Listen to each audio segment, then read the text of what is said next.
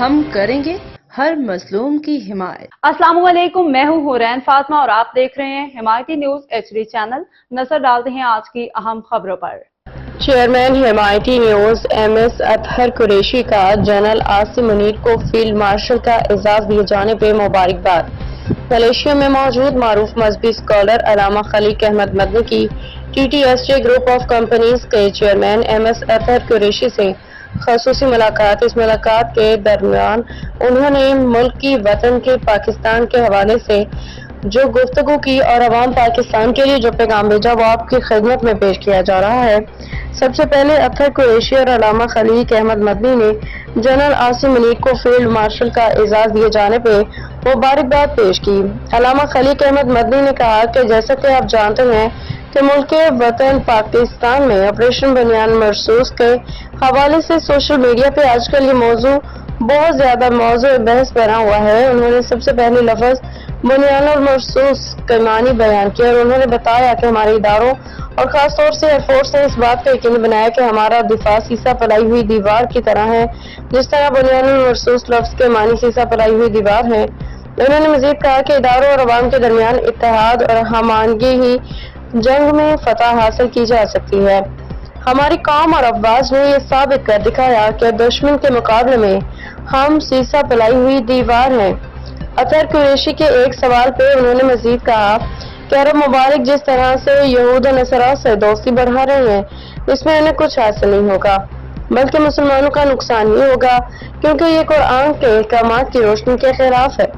گفتگو کے اختتام پہ دونوں احباب نے افواج پاکستان کے اداروں کو خراج تحسین پیش کرتے ہوئے یہ امید ظاہر کی ہے کہ ہمارے ملک کا دفاع بہترین ہاتھوں میں ہے اور ہم ہمیشہ غیر مسلموں اور پاکستان کے دشمنوں کے مقابلوں میں سرخرو رہیں گے۔ نمائندہ خصوصی کوالالمپور، ملیشیا۔ اعوذ باللہ من الشیطان الرجیم، بسم اللہ الرحمن الرحیم، ورفعنا لک ذکرک، صدق اللہ العظیم۔ ناظرین، آج ہمارے ساتھ ہیں ملیشیا کے اندر ایک معروف مذہبی اسکالر علامہ محمد خلیق احمد مدنی صاحب۔ ہم ان کے بڑے شکر گزار ہیں کہ انہوں نے ہمیں وقت دیا ہے اور اس وقت کا استفادہ اٹھاتے ہوئے ہم جو آج کل ہمارا ہارڈ موضوع چلا ہوا ہے، جس موضوع کے اوپر خاص طور سے ہمارے چیف آف آرمی اسٹاف نے انڈیا سے جو جنگ کا سلسلہ شروع ہوا تھا اس پر جو ہم نے اپنی دفاع کے اندر استعمال کیا، تو ہم بات کریں گے علامہ خلیق احمد مدنی صاحب سے کہ جی آج آپ نے جو موضوع چنا ہے اس حوالے سے آپ بتائیں کہ سب سے پہلے تو موضوع کا عنوان جو ہے آپ کا وہ ہے۔ جی، میرا بیان کا جو موضوع ہے آج کا وہ ہے بنیان مرصوص،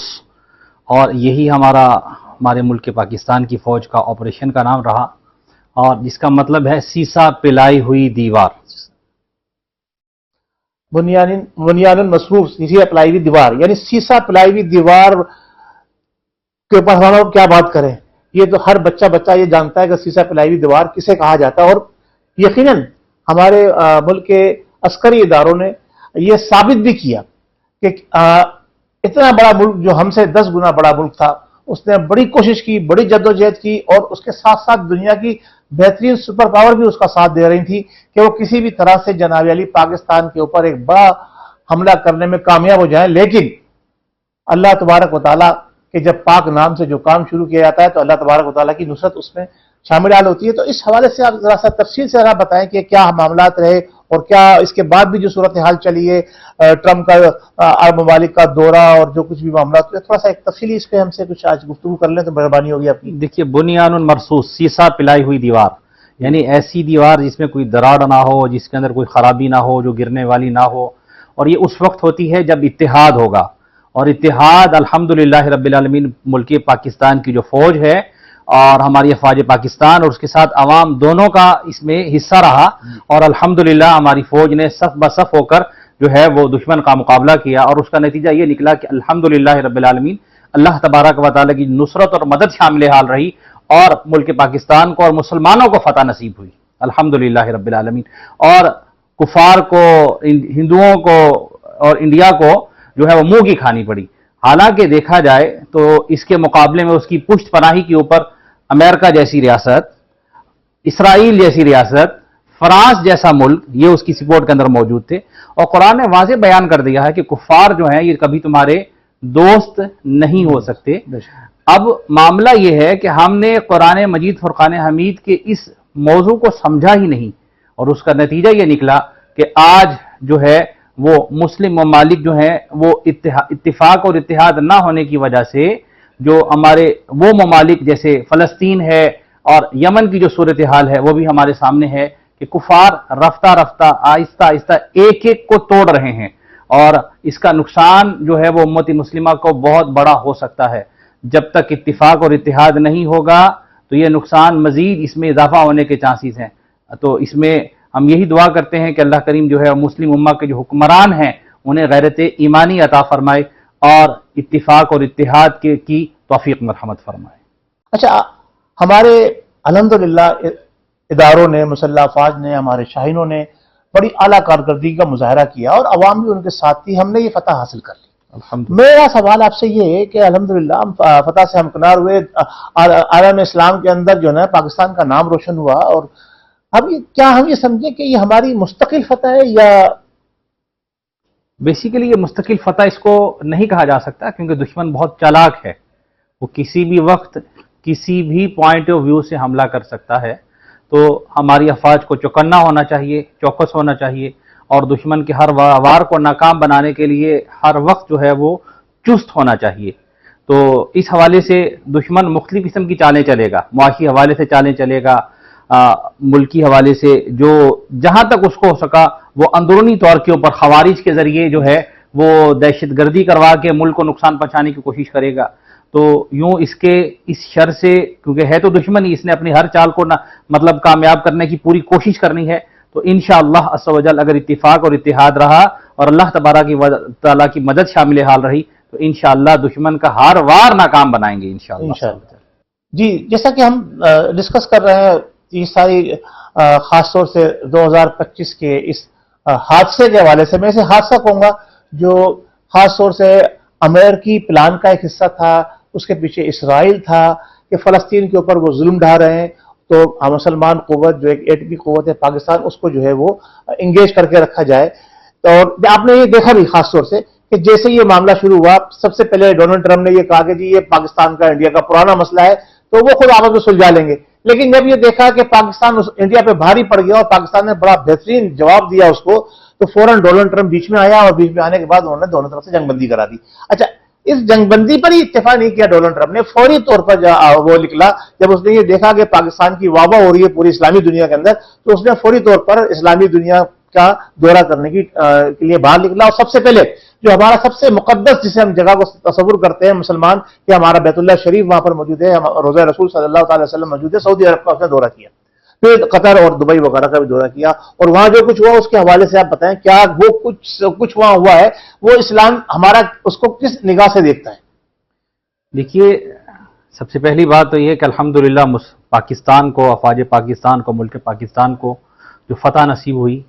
اور اس کے بعد ٹرمپ کا یہ جو فیصلہ تھا کہ اس نے جو ہے وہ خلیجی ممالک کا دورہ کیا، اور اس میں سب سے پہلے جس ملک کا انتخاب کیا وہ سعودی عرب تھا، اور سعودی عرب کے حوالے سے جو اس کی ہسٹری ہے اس کی طرف ہم فی الوقت نہیں جاتے، لیکن مقصد کہنے کا یہ ہے کہ ہونا تو یہ چاہیے تھا کہ ہمارے مقدس مقامات مکہ مکرمہ اور مدینہ منورہ زاد اللہ شرفہم و تعظیمہ، یہ مقدس مقامات جہاں سے اسلام کی جو روشنی ہے وہ پوری دنیا کے اندر پھیلی، اور اسلام کو جو فتوحات ملی وہ اسی سرزمین سے ملی۔ اب ہونا تو یہ چاہیے تھا کہ یہ آگے بڑھ کر مسلمانوں کی قائد ہونے کا، رہنما ہونے کا اپنے آپ کو پیش کرتے، لیکن بدقسمتی ہے کہ انہوں نے جو ہے وہ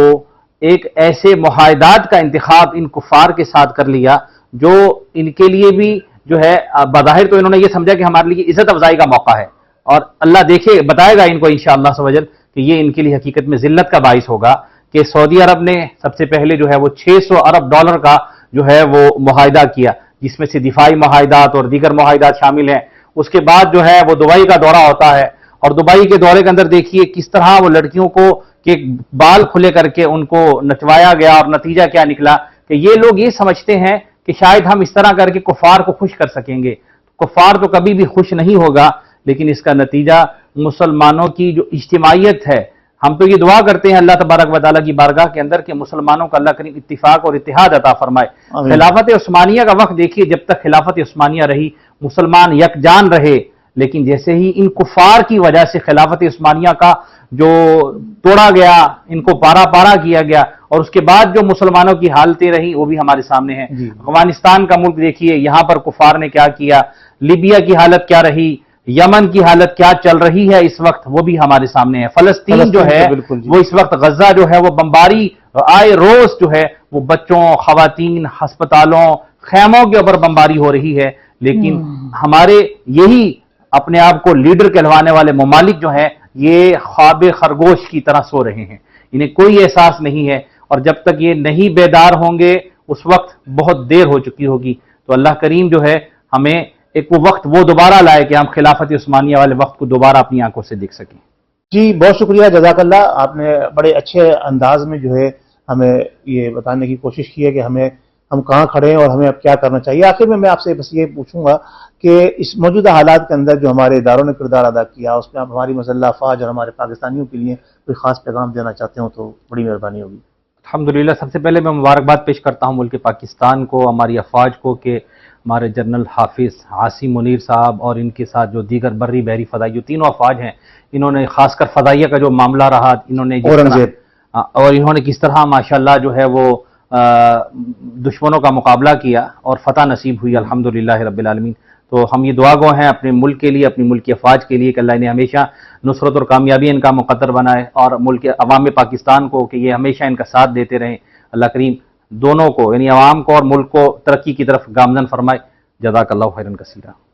बहुत शुक्रिया जनाब। अल्लामा मोहम्मद खलीक अहमद मदनी साहब हमारे साथ थे। नाज़रीन, अब हमें अपनी सफ़ों के अंदर इत्तेहाद पैदा करना है, और ख़ास तौर से हमारे अपने मुल्क के अंदर, अपनी सफ़ों के अंदर जो गद्दार वतन है, जो गद्दार पाकिस्तान है, जो गद्दार मुसल्लह अफ़वाज है, उनके ऊपर कड़ी निगाह रखनी है, और हमें ये अपनी कौम को बराबर कराना है कि हमारे इदारे जो है वो हमारे सरों का ताज है। जब तक ये सलामत है, ये कायम है, मुल्क कायम रहेगा, और मुल्क इनसे है, ये मुल्क से है, दोनों का जो है एक दूसरे के साथ होना लाजिम और मलजूम है, और उसी में इस्लाम की भी फतह है, उसी में हमारे मुल्क की बका है। बहुत शुक्रिया। अस्सलाम वालेकुम व रहमतुल्लाहि व बरकातुहू। बाखबर रहिए, हर जगह हर वक्त जानिए मुल्की और गैर मुल्की हालात और वाक़यात यकीन के साथ।